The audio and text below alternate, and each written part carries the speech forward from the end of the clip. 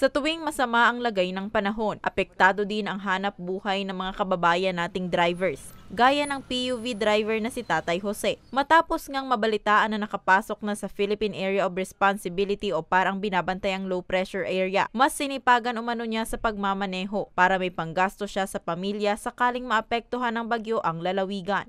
Pag dumating naman ang bagyo, ang laking kawalan naman sa mga transportasyon dahil walang pasayro. Bawas naman ang kita namin.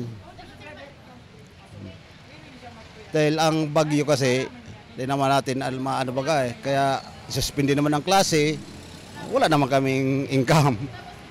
Pinaghandaan din yung bubuhay na naman namin dahil mabawas na naman ang kita. Ayon sa Pag-asa, kaninang umaga nang ganap na naging bagyo ang LPA at tinawag itong Tropical Depression Paulo. Wala naman daw itong direktang epekto sa Kabikolan. Gayunpaman, asahan pa rin ang mga kalat-kalat na pag-ulan, pagkulog at pagkidlat sa mga susunod na araw, lalo na sa ilang lugar sa Camarines Norte, Camarines Sur at Catanduanes. So, sa ngayon po wala pa namang nakataas na tropical cyclone wind signal sa anumang bahagi ng ating bansa.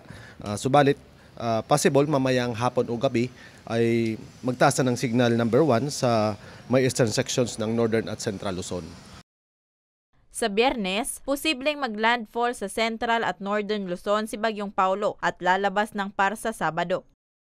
Subalit, makikita natin sa ating tinatawag na cone of uncertainty sa forecast track niya, maaaring magbago pa rin yung tataking direksyon nitong bagyo. Maaaring northward movement siya or southward movement. Pero sa ngayon, dahil nga sa high pressure area sa taas ng Pilipinas, so hindi po inaalis yung possibility na maaaring magbaba pa rin yung tatahakin nitong direksyon.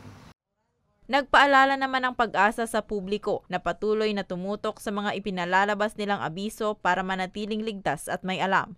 Para sa mga balitang Tatak Bicol, Rose Bilista.